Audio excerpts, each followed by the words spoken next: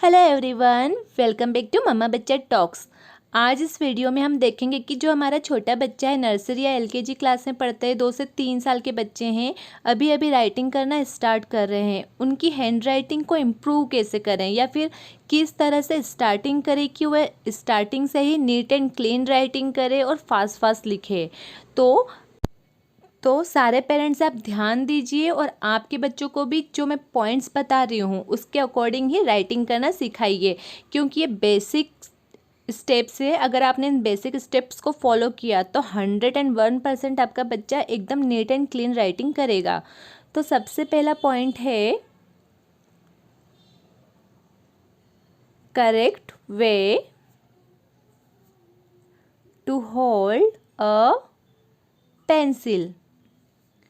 देखिए, बच्चा राइटिंग करता है तो सबसे पहले वो पेंसिल को होल्ड करता है। ओके, तो आपको ध्यान देना है कि बच्चा पेंसिल को किस तरह से पकड़ रहा है। कभी कभी बच्चा इतनी ऊपर पेंसिल पकड़ता है, राइटिंग करता है, या फिर कभी कभी बच्चा इस तरह से बिल्कुल नोक के पास में पेंसिल को होल्ड करता है, या फिर कभी कभी बच्चा इस तरह से पेंसिल को होल्ड करने लगता है, या फिर वो इस तरह से भी पेंसिल को होल्ड करने लगता है।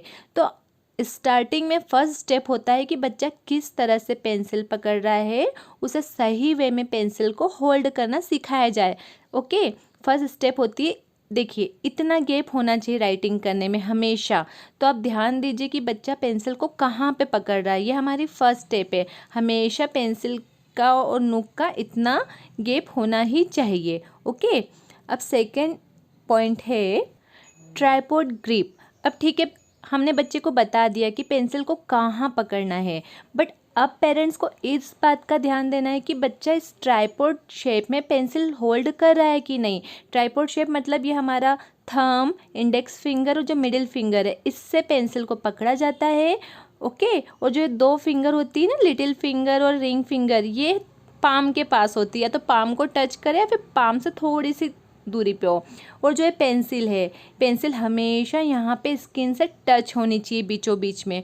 ओके, यहाँ पे 3 फिंगर्स में पेंसिल को होल्ड करना है। ओके, इन 2 थंब से और इंडेक्स फिंगर से पकड़ना है, और जो मिडिल फिंगर है, मध्यमा फिंगर है हमारी, उसके ऊपर सपोर्ट करना है, और जो नीचे की 2 फिंगर है उनको हमेशा हथेली से टच करना है। ये पेंसिल पकड़ने का बेस्ट वे होता है, मतलब एकदम करेक्ट वे है। ओके, तो अब आप समझ गए ना कि 3 फिंगर से पेंसिल को पकड़ना है, 2 को पाम पे टच करना है, और ये वाली पेंसिल हमेशा यहाँ बीचों बीच स्किन पे इस तरह से टच होनी चाहिए। इसे बोलते हैं ट्राइपॉड ग्रिप। अब थर्ड पॉइंट है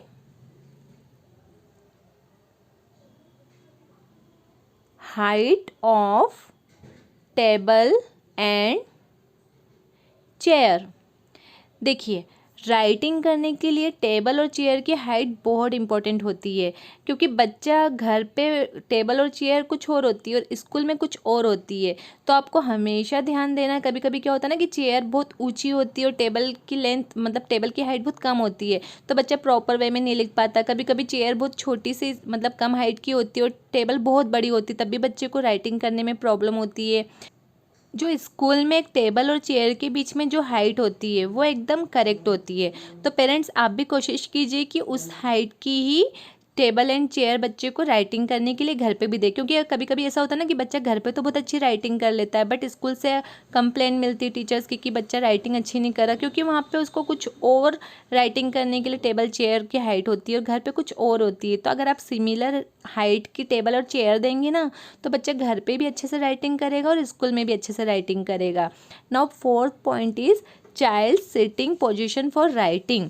अब इसमें आपको ध्यान देना है कि बच्चा जो राइटिंग कर रहा है तो वो किस तरह से बैठ के कर रहा है। कभी कभी क्या होता है कि बच्चा थोड़ा सोते सोते भी राइटिंग करता है, कभी बहुत ज़्यादा झुक के राइटिंग करने लगता है, कभी कभी वो जो डिस्टेंस होता है बच्चे का नोटबुक से और बैठने का, वो इतना ऊपर से राइटिंग करता है कि तब भी वो ढंग से राइटिंग नहीं कर पाता, और कभी कभी बिल्कुल वो नोटबुक के अंदर ही घुसने लगता है, मतलब उसका जो बीच की है जो हाइट है बहुत कम हो जाती है। तो आप देखिए कि बच्चा किस तरह से सिटिंग कर रहा है, ये भी राइटिंग करने के लिए बहुत इंपॉर्टेंट फैक्टर है।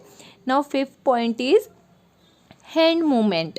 अब हैंड मूवमेंट का मतलब क्या होता है कि जब बच्चा राइटिंग कर रहा है तो वो आपको ध्यान देना है कि वो इस तरह से तो नहीं राइटिंग कर रहा है, जैसे कि उसने लिखा माय नेम इज़ अयांश, तो यहाँ पे उसने लिखा माय, उसके बाद फिर उसने पेंसिल को मूव किया नेम, उसके बाद फिर पेंसिल मूव करके लिखा इज़ अयांश। तो इस तरह से ये वे गलत है।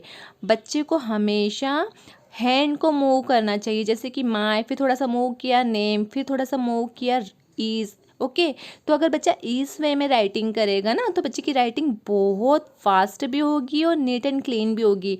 तो आप हमेशा ध्यान दीजिए कि बच्चा कहीं पेंसिल को तो नहीं मूव करवा रहा है नेक्स्ट वर्ड लिखने के लिए, क्योंकि बच्चे बहुत सी बार ऐसे करते हैं भी है। तो आप बच्चों को हमेशा बोलिए कि हमेशा आपको हैंड को मूव करना है, क्योंकि पेंसिल को अगर बच्चा मूव कर रहा है तो वो बिल्कुल भी राइटिंग अच्छी नहीं लिख पाएगा। तो हमेशा ध्यान दीजिए कि वो हैंड मूवमेंट प्रॉपर वे में करे।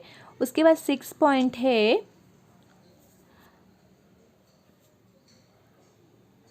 Reduce pencil pressure. अब देखिए बहुत सी बार क्या होता है ना कि बच्चा राइटिंग करता है तो बहुत ज़्यादा जोर लगा के राइटिंग करता है, जिससे कि जो इसकी ये फिंगर्स मसल्स है ये ऑलरेडी पहले से बहुत नाजुक होती है। 2 से 3 साल का बच्चा है, वो अभी अभी राइटिंग करना सीख रहा है, उसकी मसल्स में उतनी ताकत नहीं होती और वो इतना ज़्यादा प्रेशर देता है ना तो उसकी जो मसल्स है ये बहुत जल्दी दर्द करने लगती है और बच्चा बहुत जल्दी थक जाता है।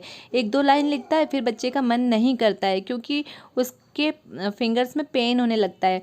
तो देखिए 2 टाइप की पेंसिल होती है, एक ड्राइंग की पेंसिल होती है जो थोड़ी लाइट चलती है और एक पेंसिल होती है राइटिंग करने वाली जो एक्स्ट्रा डार्क होती है। तो आप हमेशा बच्चे को डार्क पेंसिल दीजिए ताकि उसे ज़्यादा प्रेशर ना डालना पड़े पेंसिल पे, क्योंकि बच्चा जब बहुत प्रेशर डालने लगता है या फिर बहुत ज़्यादा नोटबुक में एकदम डार्क गड़ा गड़ा के लिखने लगता है, प्रेशर दे दे के लिखता है, तो वो ज़्यादा देर तक राइटिंग नहीं कर पाता है और नीट एंड क्लीन राइटिंग भी नहीं करता है।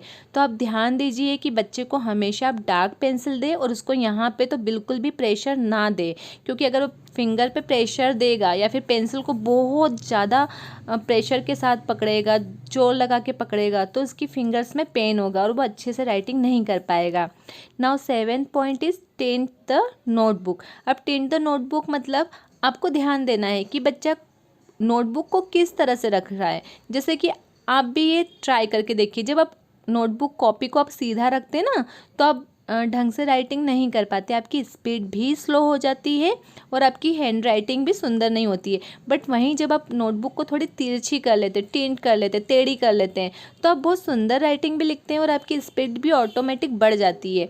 तो आपको भी ध्यान देना है कि जब आपका बच्चा राइटिंग कर रहा है तो वो नोटबुक को किस तरह से रख रहा है, वो ऐसे कहीं सीधी तो नहीं ना रख रहा है। तो आप हमेशा बच्चे को बोलिए कि नोटबुक को थोड़ी टेढ़ी करके लिखे, जिससे कि वो थोड़ी स्पीड भी तेज हो उसकी और हैंड राइटिंग भी सुंदर लिखे। ओके, अब ये जो पॉइंट्स थे ये थे कि हैंड राइटिंग मतलब बच्चा पेंसिल को पकड़ रहा है, हैंड राइटिंग करना सीख रहा है, तो वो किस तरह से होल्ड करे पेंसिल को, किस तरह से लिखना स्टार्ट करे। अब मैं आपके साथ में कुछ पॉइंट शेयर करना चाहूँगी जिसके थ्रू अगर बच्चा राइटिंग तो करने लगा है बट राइटिंग अभी भी उसकी सुंदर नहीं है तो आप उसके लिए क्या कर सकते हैं।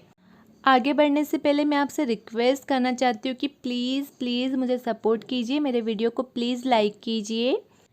देखिए इसके पहले भी मैं अपने हर वीडियो में आपको बोलती आई हूँ कि राइटिंग करवाने के पहले बच्चे को बेसिक स्ट्रोक्स की प्रैक्टिस करवाइए, क्योंकि जितना ज़्यादा वो बेसिक स्ट्रोक्स की प्रैक्टिस करेगा ना उसकी हैंड राइटिंग उतनी नीट क्लीन एंड फास्ट होगी।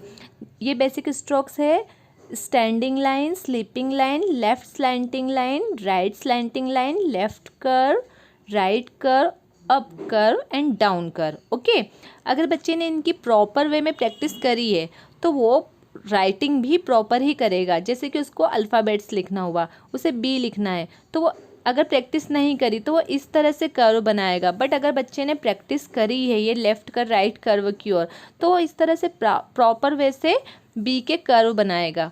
ओके, जैसे कि सी बनाने में बच्चा इस तरह से राइटिंग करता है, तो अगर आपने उसको राइटिंग के पहले ही ये कर्व की प्रैक्टिस करवाई तो बच्चा प्रॉपर इस तरह से सी बनाएगा। तो आप मेक श्योर कीजिए अगर बच्चा अच्छी राइटिंग नहीं कर रहा है तो आप फिर ये स्ट्रोक्स की बच्चे से प्रैक्टिस करवाइए। अगर बच्चा इनकी प्रैक्टिस करेगा तो ऑटोमेटिक वो सुंदर लिखेगा। सेकंड है हाउ टू इम्प्रूव ट्राइपॉड। देखिए बच्चा जैसे कि पेंसिल को होल्ड कर रहा है बट अगर फिर भी अगर प्रॉपर वे में होल्ड नहीं कर पा रहा है, क्योंकि क्या होता है ना कि बच्चा जब छोटा होता है और पेंसिल सर्कल सर्कल होती है तो वो उसके हाथों से फिसलने लगती है, वो प्रॉपर वे में पेंसिल को नहीं पकड़ पाता है। बहुत सी बार क्या होता है ना कि राउंड शेप की जो पेंसिल रहती है, जब बच्चा उसको पकड़ता है तो वो बच्चे से फिर इस तरह से फिसल जाती है और बच्चे का बार बार हाथ नीचे आ जाता है। और ऊपर से जो छोटे बच्चे होते हैं उनके हाथों में बहुत स्वेटिंग होती है, जिनसे पेंसिल फिसलती ही रहती है। तो इसके लिए आप बच्चे को ट्रायंगल शेप की पेंसिल दे सकते हैं। अगर बच्चा ट्रायंगल पेंसिल को पकड़ेगा तो वो उसके हाथों से नहीं फिसलेगी और वो इजीली उसको होल्ड कर पाएगा और उसका ट्राइपॉड भी बन जाएगा। या फिर आप बच्चों को रेडीमेड ट्राइपॉड ला के दे सकते हैं, क्योंकि बच्चा उसमें जब फिंगर्स अपनी इंसर्ट कराएगा, फिंगर डाल के जब राइटिंग करेगा तो वो बहुत ईजीली उससे राइटिंग कर पाएगा। जब बच्चा अच्छे से राइटिंग करने लगे तो फिर आप बिना ट्राइपॉड के बच्चे से राइटिंग करवाइए। Now third point is fine motor skills. Fine motor skills देखिए, ये एक्टिविटीज़ जब बच्चा राइटिंग करता ना तो उसके पहले राइटिंग करवाई जाती है। बहुत सी बार क्या होता है ना, बच्चा ऐसे ABC लिखता है फिर D लिखता है, उसके आगे जाके राइटिंग ख़राब होने लगती है। उसका एक कारण ये भी होता है कि बच्चा राइटिंग करते करते थक जाता है। जब बच्चा स्टार्टिंग करता तब तो अच्छा लिखता है, पर बहुत जल्दी जो उसकी फिंगर मसल्स है वो थक जाती है, क्योंकि उसने ज़्यादा फाइन मोटर स्किल पे वर्क नहीं किया है। तो आप बच्चे की फाइन मोटर स्किल को भी इम्प्रूव कीजिए। इसके लिए आप जो सिंपल क्ले होता है ना, मड क्ले, आप बच्चे से उससे एक्टिविटी करवाइए। डिफरेंट वो क्ले से अच्छे से प्रेशर दे दे के कुछ न्यू क्रिएटिविटी करे, अच्छी अच्छी चीज़ें बनाएं। या फिर आप कुछ बच्चों से वेजिटेबल्स वगैरह भी छिलवा सकते हैं, पीस छिलवा सकते हैं, ऑनियन वगैरह, गार्लिक वगैरह छिलवाइए, जिससे कि उसकी जो फिंगर्स मसल है वो स्ट्रॉन्ग हो। फिर वो जब राइटिंग करेगा ना तो थकेगा नहीं। जब बच्चा राइटिंग करना सीखता है ना तो राइटिंग करने के पहले बच्चों की फाइन मोटर स्किल पे वर्क किया जाता है। बट अगर आप राइटिंग करवाते करवाते भी बच्चों को फाइन मोटर स्किल इम्प्रूव करना चाहते हैं तो आप वो भी कर सकते हैं। इसके लिए बहुत सारी एक्सरसाइज भी आती है कि किस तरह से आप बच्चे से फिंगर्स के थ्रू एक्सरसाइज कर सकते हैं जिससे कि उनकी फिंगर्स स्ट्रॉन्ग हो। तो ये सब कुछ हम अदर वीडियोज़ में देखेंगे। अगर आपको ये वीडियो थोड़ा भी हेल्पफुल लगा है तो प्लीज़ वीडियो को लाइक कीजिए, चैनल पे पहली बार आए तो चैनल को सब्सक्राइब कीजिए।